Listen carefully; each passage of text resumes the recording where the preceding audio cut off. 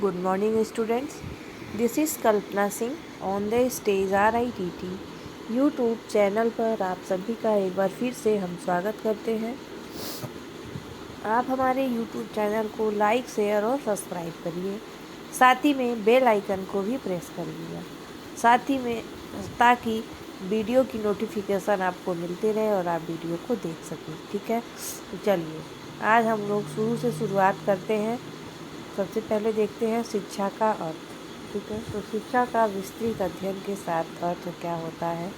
शिक्षा का अर्थ सही मायने में समझे तो शिक्षा हमारे मानसिक और नैतिक विकास के साथ ही हमारे कौशल और व्यापारी विकास पर केंद्रित होती है।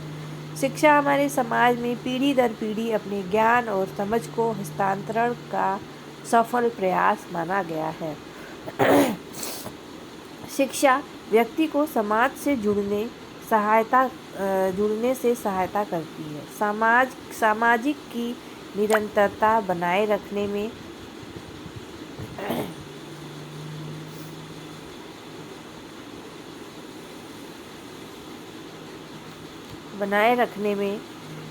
रखती है। शिक्षा एक संस्था की तरह कार्य करती है।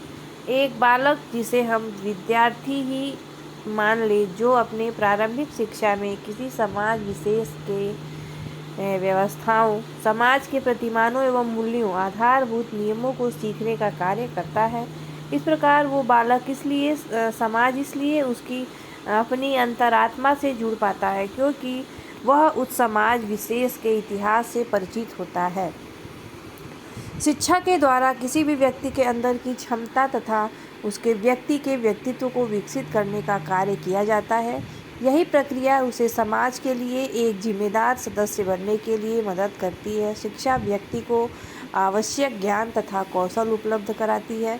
और आगे देखिए, यहाँ पे शिक्षा का हम अर्थ देखते हैं। जानने की पहले शिक्षा शब्द का जान लेना जरूरी है। शिक्षा शब्द संस्कृत भाषा की शिक्ष धातु से हुआ है। अप्रत्यय जोड़ने से बना है। शिक्ष धातु में अप्रत्यय जोड़ने से हुआ है। हमारे द्वारा शिक्षा शब्द का प्रयोग दो रूपों में किया जाता है। प्रथम व्यापक रूप में तथा द्वितीय संकुचित रूप में। ठीक है, तो देखिए,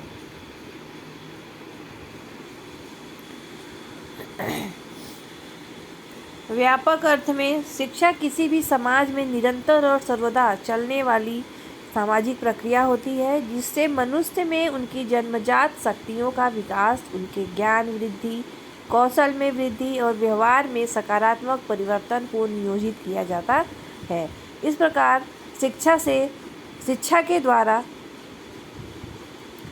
मनुष्य को योग्य नागरिक बनाया जाता है। उसमें सभ्यता और अपनी संस्कृति के प्रति आदर निर्माण किया जाता है। आगे देखिए, अपने शिक्षा काल में मनुष्य के द्वारा हर पल नवीन अनुभव प्राप्त किए जाते हैं, जिससे उसमें प्रतिदिन कुछ न कुछ नए विचार निर्माण होते हैं। इससे उनका व्यवहार भी प्रभावित होता है। यह सीखना सिखाना हमारे समाज के उत्सवों, विभिन्न समूहों, रेडियो, टेलीविज़न, पत्र पत्रिकाओं आदि से अनौपचारिक रूप से होता है। यही सीखना सिखाना ही प्रक्रिया शिक्षा के व्यापक रूप लिए जाते हैं। शिक्षा की परिभाषा के बाद आप हमारे ही देखिए, यहाँ पे शिक्षा का संकुचित अर्थ देखते हैं। व्यापक अर्थ हम लोगों ने देखा, अब हम संकुचित अर्थ देखते हैं। चलिए, शिक्षा का संकुचित अर्थ। ठीक है, तो शिक्षा का संकुचित रूप कुछ इस तरह से समझा जा सकता है कि जो शिक्षा हमें हमारे विद्यालय, महाविद्यालय में दी जाती है, जिसे हम संकुचित अर्थ में ले सकते हैं या लिया जा सकता है। किसी समाज में एक निश्चित समय के लिए तथा निश्चित स्थान पर एक योजना के तहत तरीके से चलने वाली सोउद्देश्य शिक्षा की प्रक्रिया संकुचित रूप में आती है, जिसमें इसे ग्रहण करने वाला विद्यार्थी कहलाता है। वह विद्यार्थी किसी निश्चित पाठ्यक्रम के अभ्यास से संबंधित प्रक्रिया का हिस्सा बनता है और वह पाठ्यक्रम उत्तीर्ण करना सीखता है और उसे सफल बनाना होता है। तो शिक्षा की परिभाषा क्या है? कुछ प्रमुख विचारकों के अनुसार देखिए यहाँ पे शिक्षा की परिभाषा। शिक्षा की परिभाषा को हम समझने के लिए महान मनोवैज्ञानिकों, समाजशास्त्रियों व दार्शनिकों के द्वारा शिक्षा के संबंध में अपने विचार और परिभाषाएं बताए गए हैं, जो शिक्षा के अर्थ को समझने में हमारी सहायता करेंगी। तो आइए जानते हैं शिक्षा के कुछ परिभाषाएं। तो सबसे पहले हम देखते हैं महात्मा गांधी के द्वारा शिक्षा की परिभाषा। तो महात्मा गांधी ने क्या कहा है? देखिए, शिक्षा से मेरा तात्पर्य बालक, मनुष्य और मानव के शरीर, मन और आत्मा के सर्वांगीण एवं सर्वोत्कृष्ट विकास से लिया गया है। महात्मा गांधी का कहना है कि बालक या मनुष्य या मानव के शरीर, मन तथा आत्मा के सर्वांगीण, यानी कि बालक का मन, बालक हो चाहे मनुष्य हो, उसका मन और आत्मा का सर्वांगीण एवं सर्वोत्कृष्ट विकास किया जाए। अब अगला है डीवी के अनुसार, जॉन डीवी ने कहा है, शिक्षा व्यक्ति की उन सभी भीतरी शक्तियों का विकास है जिससे वह अपने वातावरण पर नियंत्रण रखकर अपने उत्तरदायित्वों का निर्वाह करता है।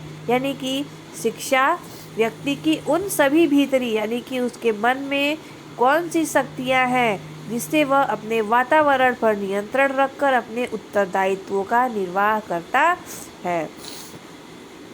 अब आगे देखिए, नेक्स्ट परिभाषा है हमारा स्वामी विवेकानंद के अनुसार। तो मनुष्य की अंतर्निहित पूर्णता को अभिव्यक्त करना ही शिक्षा माना है इन्होंने।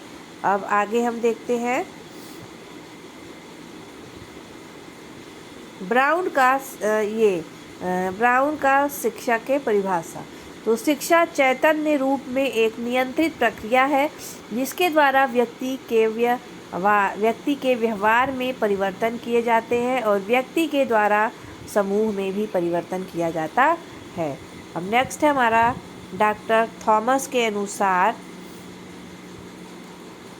शिक्षा भारत में विदेशी नहीं है। ऐसा कोई भी देश नहीं है जहाँ ज्ञान के प्रति प्रेम इतने प्राचीन समय से प्रारंभ हुआ हो या जिसने इतना स्थायी और सशक्त प्रभाव को उत्पन्न किया हो।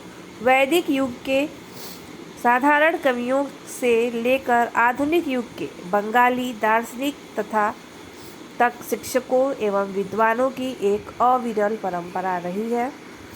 सुकरात के अनुसार नेक्स्ट परिभाषा देखिए, शिक्षा का अर्थ है प्रत्येक मनुष्य के मस्तिष्क में अदृश्य रूप से विद्यमान संसार के सर्वमान्य विचारों का प्रकार में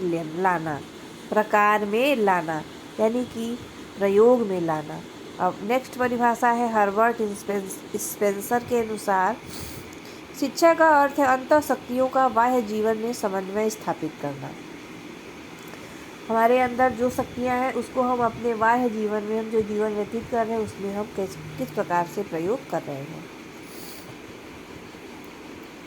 अब आगे देखिए यहाँ पे पेस्टोलॉजी के अनुसार, पेस्टोलॉजी ने क्या दिया है शिक्षा की परिभाषा। शिक्षा मानव की संपूर्ण शक्तियों का प्राकृतिक, प्रगतिशील और सामंजस्यपूर्ण विकास है। ठीक है।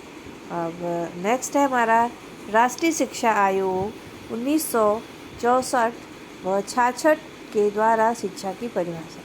शिक्षा राष्ट्र के आर्थिक सामाजिक विकास का शक्तिशाली साधन है।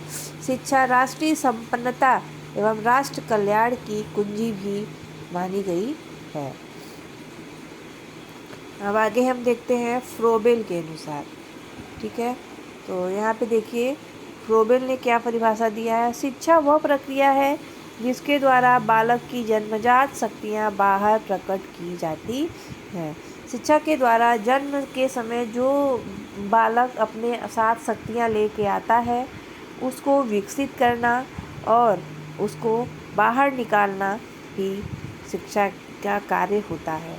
नेक्स्ट है हार्न के अनुसार, शिक्षा शारीरिक और मानसिक रूप से विज्ञान विकसित सचेत मानव का अपने मानसिक, संवेगात्मक और संकल्पित वातावरण से उत्तम सामंजस्य स्थापित करना है।